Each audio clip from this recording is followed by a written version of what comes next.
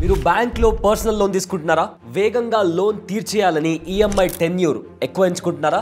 లేదా తక్కువ ఈఎంఐ ఉండాలని టెన్యూర్ ఎక్కువ ఎంచుకుంటున్నారా? అయితే మీరు పెద్ద పొరపాటు చేస్తున్నట్లే.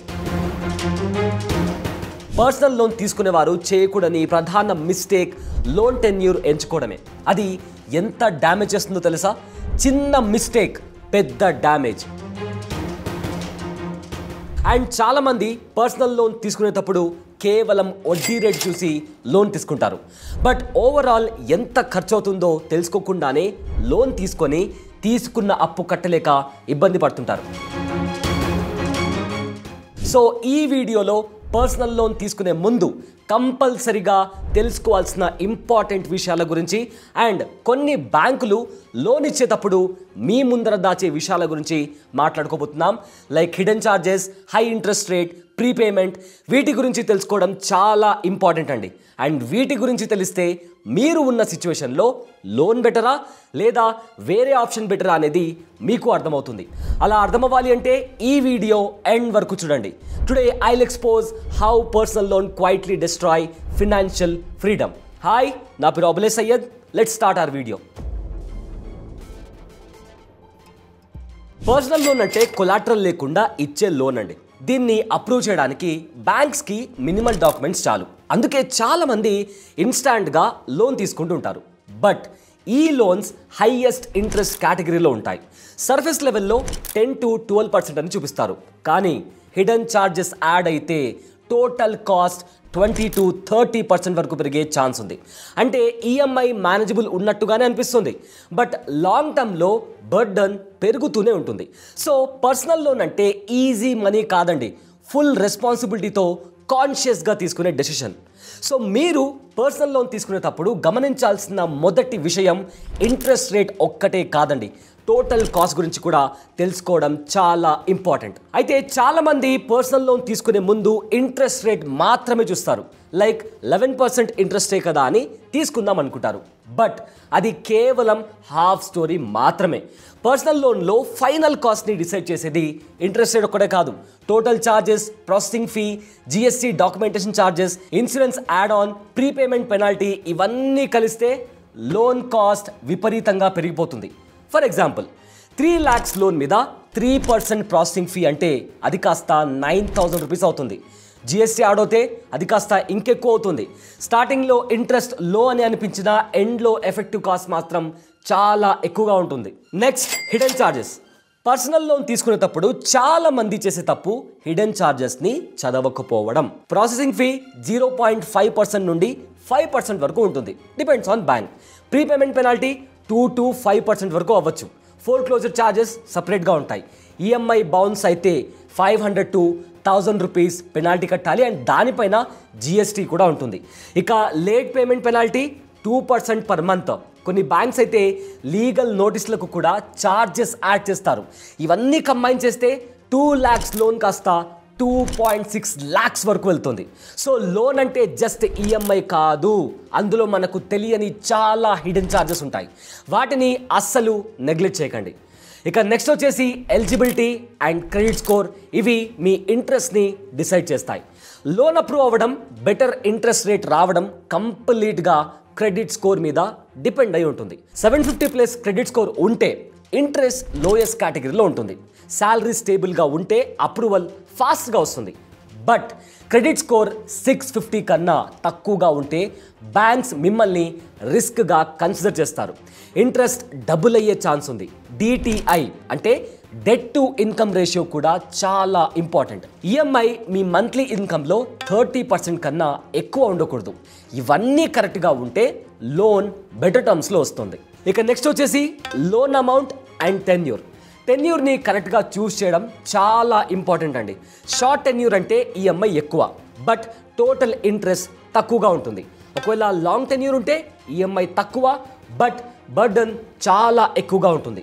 ఫర్ ఎగ్జాంపుల్ 5 years టెన్యూర్లో ఇంట్రెస్ట్ డబుల్ అవ్వచ్చు. ఈఎంఐ కంఫర్టబుల్గా ఉండాలి అని లాంగ్ టెన్యూర్ చూస్ చేస్తే లాంగ్ టర్మ్లో బర్డన్ ఎక్కువగా అవుతుంది. సో రూల్ ఇస్ సింపుల్ అండి. షార్ట్ టెన్యూర్ చూస్ చేసి ఇన్కమ్ జనరేట్ అవుతే ఎక్స్ట్రా ప్రీపేమెంట్ చేయడం చాలా బెటర్ ఆప్షన్. ఇక next prepayment, foreclosure and flexibility. Loan తీసుకునే ముందు మీరు లెండర్ని కంపల్సరీగా అడగాల్సిన క్వశ్చన్స్ ఏంటంటే పార్షియల్ ప్రీపేమెంట్ అలౌడా, ఫుల్ ఫోర్క్లోజర్ ఫ్రీయేనా, ఈఎంఐ డేట్ చేంజ్ ఆప్షన్ ఉందా? ఈ క్వశ్చన్స్ మీ కంఫర్ట్ని డిసైడ్ చేస్తాయి. కొన్ని బ్యాంక్స్ ఫ్లెక్సిబుల్గా ఉంటాయి, ఎస్పెషల్లీ మీ salary account or FD same బ్యాంక్లో ఉంటే మీరు బెటర్గా నెగోసియేషన్ చేయొచ్చు. ఇంట్రెస్ట్ తగ్గించండి అని లెండర్ని రిక్వెస్ట్ చేయండి, ఎందుకంటే బ్యాంకింగ్లో negotiation always works if your track record is strong. Next, loan ఎప్పుడు తీసుకోవాలి, ఎప్పుడు తీసుకోకూడదు. పర్సనల్ లోన్ అనేది ఎమర్జెన్సీ టైంలో తీసుకుంటే పర్లేదండి. లైక్ హెల్త్ ఎమర్జెన్సీ కావచ్చు, ఎడ్యుకేషన్ లోన్ కోసం, ఆర్ ఏదైనా పెద్ద సమస్య వచ్చి పడింది. ఇలాంటి సిచ్యువేషన్లో పర్సనల్ లోన్ తీసుకోవచ్చు. కానీ ఏ అవసరానికి పడితే దానికోసం పర్సనల్ లోన్ అస్సలు తీసుకోకండి. మెయిన్లీ మెడికల్ ఎమర్జెన్సీ కోసం, హైయర్ ఎడ్యుకేషన్ కోసం, హోమ్ రెనోవేషన్ కోసం, ఇలాంటి అవసరాల కోసం తీసుకోవచ్చు. కానీ లగ్జరీ అవసరాల కోసం, లగ్జరీ వాచులు, బట్టలు, ట్రిప్పుల కోసం, ఇలాంటి వాటి కోసం పర్సనల్ లోన్ జోలికి వెళ్ళకండి. అండ్ ఒకవేళ ఎమర్జెన్సీ సిచ్యువేషన్లో లోన్ తీసుకున్నా కూడా ఈఎంఐ బర్డన్ని కరెక్ట్గా హ్యాండిల్ చేయాలి. ఈఎంఐ అనేది మీ రెవెన్యూ ఆర్ శాలరీలో 30% కన్నా తక్కువ ఉండాలి. మల్టిపుల్ లోన్స్ అవాయిడ్ చేయండి, షార్ట్ టెన్యూర్ చూస్ చేసుకోండి, and app based loans avoid చేయండి, ఎందుకంటే వాటిలో ఛార్జెస్ అనేవి అన్ప్రెడిక్టబుల్గా ఉంటాయి. And most importantly 3-4 banks compare చేసి బెస్ట్ ఆప్షన్ సెలెక్ట్ చేసుకోండి. ఇకపోతే పర్సనల్ లోన్స్ ఈజీగా దొరుకుతుంది అని చాలామంది బ్లైండ్గా తీసుకుంటారు. But interest, penalties, hidden charges properly check చేస్తే లోన్ అనే టూల్ స్మార్ట్గా యూజ్ చేయొచ్చు. ఇక ఒకప్పటితో పోలిస్తే ఇప్పుడు లోన్ తీసుకోవడం అనేది చాలా సింపుల్గా మారింది. ఇక్కడ కొన్ని అర్హతలు ఉంటే లోన్ ఈజీగా వస్తుంది. ముందుగా ఇక్కడ మనకు ఖచ్చితంగా ఎంత మొత్తం లోన్ కావాలనేది మనం డిసైడ్ అవ్వాలి. ఇందుకోసం మనకు ఎన్నో ఆన్లైన్ క్యాల్కులేటర్స్ అందుబాటులో ఉన్నాయి. దాని ప్రకారం మీ స్తోమతను బట్టి ఎంత లోన్ కావాలో డిసైడ్ అవ్వండి. ఒకసారి లైవ్లో మీకు ఈఎంఐ క్యాల్కులేటర్ ఎలా వర్క్ చేస్తుందో చూపిస్తాను. సో మీరు బ్రౌజర్ ఓపెన్ చేసి పర్సనల్ లోన్ ఈఎంఐ క్యాల్కులేటర్ అని టైప్ చేయండి. సో ఇక్కడ మీకు ఆన్లైన్లో చాలా ఈఎంఐ క్యాల్కులేటర్స్ దొరుకుతాయి. అండ్ కొన్ని హెచ్డిఎఫ్సి బ్యాంక్కి సంబంధించి లేదా గ్రోకి సంబంధించి ఇలా రకరకాల ఈఎంఐ క్యాల్కులేటర్స్ ఉంటాయి. సో ఇక్కడ నేను గ్రోది సెలెక్ట్ చేసుకుంటాను. బట్ మీ ఇష్టం, మీరు హెచ్డిఎఫ్సి ఆర్ గ్రో కావచ్చు లేదా ఎస్బీఐ కావచ్చు, ఇలాంటి చాలా క్యాల్కులేటర్స్ ఉంటాయి. సో దానిపైన క్లిక్ చేయండి. అండ్ క్లిక్ చేసిన తర్వాత ఇక్కడ మీరు స్క్రీన్ పైన చూడగలిగితే loan amount, let's say for example మీరు ఒక 5 lakhs లోన్ తీసుకున్నారనుకుందాం. సో 5 lakhs వరకు మీకు లోన్ అవసరం ఉంది. దానికి ఆన్ యావరేజ్ ఇప్పుడు మనకు మార్కెట్లో 9% ఇట్లా మనకు పర్సంటేజ్ అనేది ఉంటుంది. So let's say for example 12% మనకు రేట్ ఆఫ్ ఇంట్రెస్ట్ ఉందనుకుందాం. సో ఇక్కడ నేను 12% ఎంటర్ చేస్తున్నాను. సో 12% ఎంటర్ చేసిన తర్వాత కాస్త కిందికి స్క్రోల్ చేస్తే మనము లోన్ టెన్యూర్, అంటే లోన్ టెన్యూర్ ఎంత 2 yearsలో క్లియర్ చేస్తామా, 3 yearsలో క్లియర్ చేస్తామా, ఆర్ లోన్ టెన్యూర్ ఎంత చూస్ చేసుకుంటున్నాం అనేది కూడా ఇంపార్టెంట్. సో ఇక్కడ నేను ఒకవేళ లోన్ టెన్యూర్ అనేది 5 years పెట్టుకుంటే మనం మంత్లీ కట్టాల్సిన ఈఎంఐ 11,122 రూపీస్. అంటే ఇది అప్రాక్సిమేట్గా ఎగ్జాక్ట్గా ఇదే అమౌంట్ కాదు, డిపెండ్స్, మళ్ళీ హిడెన్ ఛార్జెస్ ఇవన్నీ ఉంటాయి. సో ఇది కాస్త పెరగొచ్చు. లేదు నేను 2 yearsలోనే నా టెన్యూర్ అంటే 2 yearsలో లోన్ క్లియర్ చేస్తాను అనుకుంటే నేను మంత్లీ కట్టాల్సిన ఈఎంఐ 23,537 రూపీస్. సో ఇక్కడ ప్రిన్సిపల్ అమౌంట్ 5 lakhs ఉంది, టోటల్ ఇంట్రెస్ట్ మనకు 64,882 పడుతుంది. మొత్తం అమౌంట్ వచ్చేసి 5,64,882 రూపీస్. ఇది కేవలం అక్కడ చూపించిన రేట్ ఆఫ్ ఇంట్రెస్ట్ మాత్రమే. దీంట్లో మళ్ళీ హిడెన్ ఛార్జెస్ ఉంటాయి.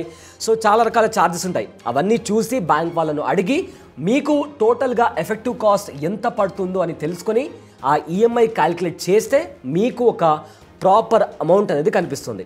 సో ఇవన్నీ తెలుసుకోకుండా మీరు తొందరపడి ఒకవేళ లోన్ తీసుకుంటే మీరు ఫర్దర్గా అంటే లాంగ్ టర్మ్లో చాలా ఇబ్బందులు ఫేస్ చేయాల్సి ఉంటుంది. సో ఆన్లైన్లో చాలా ఈఎంఐ క్యాల్కులేటర్స్ ఉన్నాయి, అందులో ఈఎంఐ క్యాల్కులేట్ చేసుకోండి.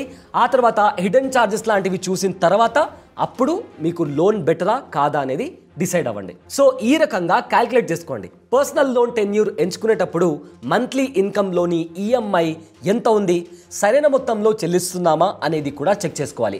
ఈఎంఐ చెల్లించిన తర్వాత కుటుంబ ఖర్చుల కోసం తగినంత డబ్బులు చేతిలో లేకపోతే ఇబ్బందులు పడాల్సి వస్తుంది. ఖర్చులు, పొదుపు, పెట్టుబడులను మార్చాల్సి వస్తుంది. అది మీ మీద ఫినాన్షియల్ ఫైనాన్షియల్లీ అండ్ మెంటల్లీ చాలా ఇంపాక్ట్ చూపిస్తుంది. అందుకే సరిగ్గా ప్లాన్ చేసుకొని ఈఎంఐ ఎంత ఉండాలి, టెన్యూర్ ఎంత అనేది డిసైడ్ అవ్వండి. బ్యాంక్ లోన్ తీసుకునేటప్పుడు టర్మ్స్ అండ్ కండిషన్స్ ఖచ్చితంగా తెలుసుకోవాలి. హిడెన్ ఛార్జీలు ఉంటాయి. తక్కువ ఇంట్రెస్ట్కి లోన్ ఇచ్చే బ్యాంకుల్లో లోన్ తీసుకోవడంతో మనకు ఎక్స్ట్రా బర్డెన్ అనేది తగ్గుతుంది. So in my opinion personal loan కన్నా గోల్డ్ లోన్ అనేది ఒక బెటర్ ఆప్షన్ అని చెప్పుకోవచ్చు. అండ్ ఇక్కడ నేను గోల్డ్ లోన్ తీసుకోమని చెప్పట్లేదండి, బట్ మీకు డబ్బు అవసరమైతే గోల్డ్ లోన్ అనేది ఒక బెటర్ ఆప్షన్. ఎందుకంటే గోల్డ్ లోన్ అనేది సెక్యూర్డ్ లోన్. దీనికి హామీగా మీరు బంగారు ఆభరణాలు లేదా గోల్డ్ కాయిన్స్ తాకట్టు పెట్టాలి. బంగారం ఉంటుంది కాబట్టి బ్యాంకులు, ఫైనాన్స్ సంస్థలు మీ క్రెడిట్ హిస్టరీ గురించి ఎక్కువ రూల్స్ పెట్టరు. తక్కువ సమయంలో అత్యవసరంగా డబ్బు అవసరమైనప్పుడు ఇది చాలా ఉపయోగపడుతుంది. అండ్ ఇందులో బిగ్గెస్ట్ డిస్అడ్వాంటేజ్ వచ్చేసి గోల్డ్ లోన్ మీరు తిరిగి చెల్లించకపోతే బంగారాన్ని కోల్పోయే ప్రమాదం ఉంటుంది. ఇక్కడ బంగారం వేలం వేయాల్సి వస్తుంది.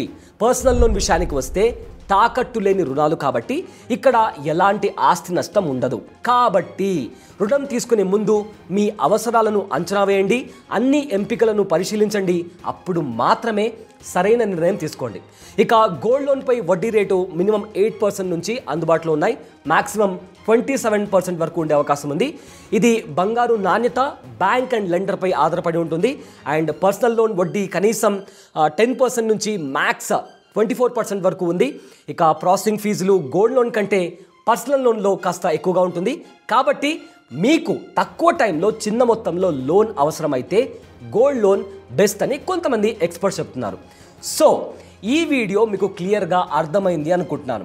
లోన్ అంటే భయంతో కాకుండా క్లారిటీతో అప్రోచ్ అవ్వాలి. పర్సనల్ లోన్ గురించి మీకు ఇంకా ఏవైనా డౌట్స్ కానీ క్వశ్చన్స్ కానీ ఉంటే కింద కామెంట్ సెక్షన్లో మెన్షన్ చేయండి. నేను వాటికి ఆన్సర్ ఇచ్చే ప్రయత్నం చేస్తాను. అండ్ నెక్స్ట్ వీడియో ఏ టాపిక్ గురించి చేయాలో కూడా కామెంట్ సెక్షన్లో మెన్షన్ చేయడం మర్చిపోకండి. This is Abule Sayyad. Thanks for watching. Boss Wala. Be the boss.